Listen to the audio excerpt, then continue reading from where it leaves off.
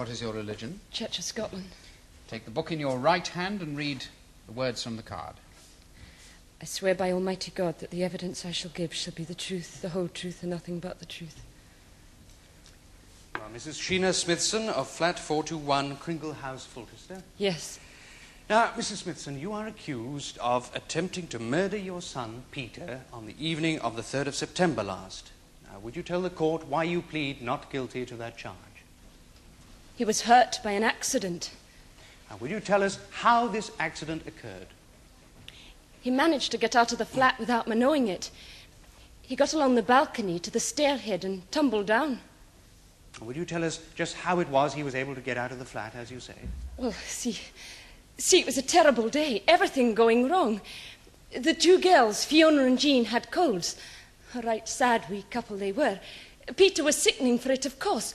Not so much snuffling yet, but upset in his stomach. It was raining outside, so we couldn't get out. Not to the shops or for a walk.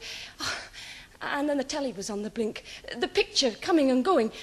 Not for me, you understand, but for the babes. I mean, well, when they're sick, the telly's a guide blessing. Just plonk them down there and, well, it keeps them occupied. But this day it was all the time, on and off. And each time I had to go in and... You had to adjust it? Thump it, fiddle with the knob. Oh, I'd gladly have burnt the thing. So this, along with the children's illness, the rain and so on, well, it was, as you say, just one of those days. Terrible. Yes. Now, would you please tell If the I could court... just work it out as it went. Yes, please. I'd not long changed Peter into a fresh romper suit.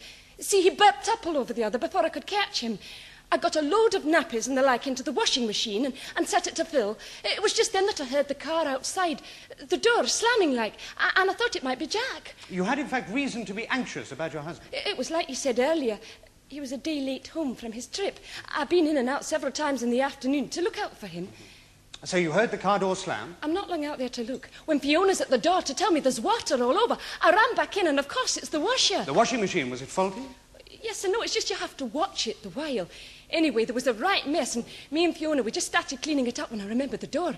In my rush, I'd only pushed it too, you see. So I ran back through to check, and I found it wide open. I ran out onto the balcony, and there's wee Peter at the far end. He'd not long past the crawling stage. Still had to hold on when he toddled along. Well, it was stupid of me, I suppose, but there it was. I called out to him, started along. He looked round, and somehow his wee foot went over the top step. And he fell. And then? I fetched him up. He was knocked unconscious. I took him back in, laid him on the settee. I suppose I panicked there for a bit.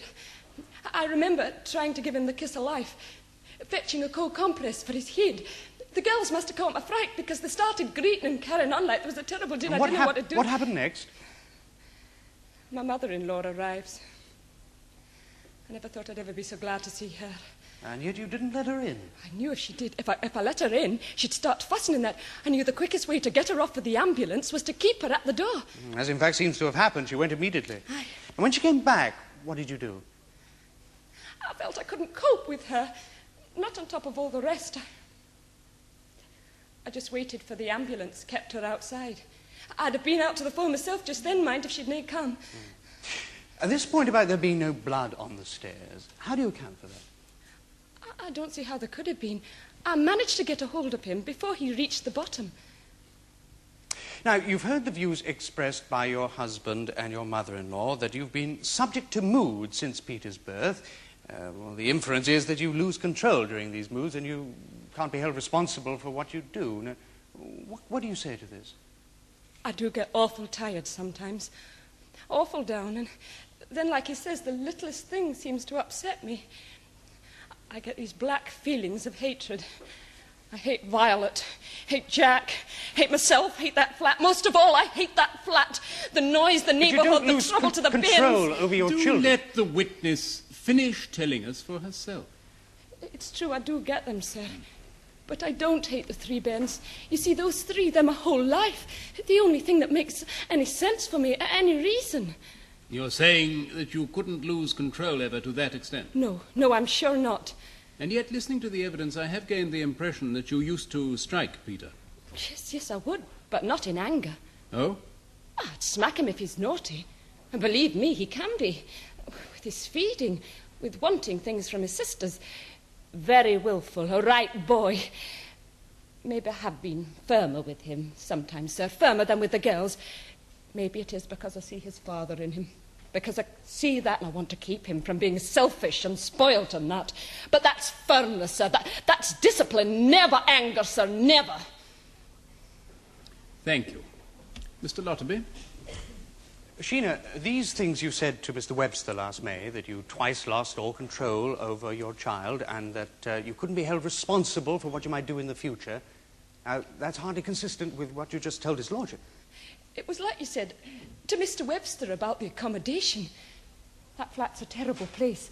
4 flights up, no facilities, a right death trap for kiddies. I mean, what right have they to condemn a family of 5 to a place like that? You were asked about your remarks to Mr. Webster. Well, that's the way it was, sir. I wanted out of that place. And for all the rights we had on our side, I couldn't get any action. Nothing but promises, promises. So? So I was getting frantic by this time. I'd met Alison James the first time I was around there in April, and she said I'd never get any backing from this Webster, unless he thought I was on the point of suicide or something dreadful like that. So that's what I told him. You invented it. That is what you are telling us. That's right, sir. Thank you, Sheena. Just about the most damning thing you could have invented, Mrs. Smithson, the way things have turned out. Yes, I can see that. Ironic. Yes. But then everything seems to have conspired against you, doesn't it? Your husband always away, an interfering mother-in-law, uncaring local authorities. You married beneath yourself, didn't you? Oh, I wouldn't see that. Well, your father was a civil servant in Stirling. Yes. God-fearing parents who brought you up in the ways of the church. Yes. Set you standards of conduct, hygiene and morality that you were determined to sustain. Well, yes, and why not? Standards that you find somewhat lacking in your husband and his mother. Well, sometimes And also in the suppose people in the vicinity of Crindle House. that... Not all of them. Not all of them. You haven't isolated yourself from them then. Mrs. Smithson, are you not rather a snob? Just because I aim at certain standards for my children doesn't And mean what I'm a about your snob. relationship with your husband, this monster, this brute who beats you when you're 8 months pregnant? He did. Maybe. But then was there not some provocation? A wife who's become a compulsive nagger, forever blaming him as a failure, as an adulterer. I don't say I'm any good as a wife. I'm not. I realised that years ago. But as a mother... Ah, yes, as a mother you have standards. But then are you really such a competent mother? What do you mean? Well, a competent mother, knowing that she was getting worn out and getting these black moods of hate that you've admitted to, a competent mother would have done something about it. But I went to the doctor. But then there are other people to talk to. Such as? Well, the neighbours can help if given half a chance. And a granny can ease the burden somewhat if you'll only let her try. And what about the creche? What use did you use of in the You should cafe? just see it. Not clean enough for you? Too crowded? And the local nursery school, now Fiona is 5 years old. Why did you not send her there? It's not compulsory. No, but it's a tremendous help, Mrs. Smithson.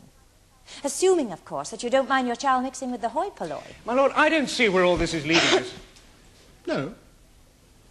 And all this continual bickering at the local authority as if you're some sort of special case, meriting some privileged attention over your other neighbours from whom you've isolated yourself. I never saw anything but our rights. Your rights, Mrs. Smithson, yes.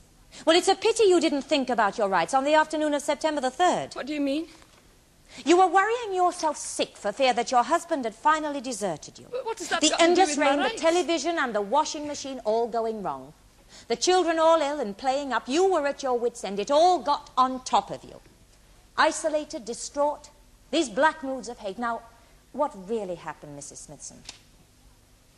The baby did have a tummy trouble, as you say, and he vomited his tea all over himself and over the living room floor. No. It was too much. It was the last straw. No. You lost control and you hit him again and again. I didn't. It's a pity you didn't think about your rights then. What Mrs. rights? The rights of a mother to her child. The rights you may well lose because No! of spontaneous burst of brutality. I think that restrain the prisoner. Constables, hold it.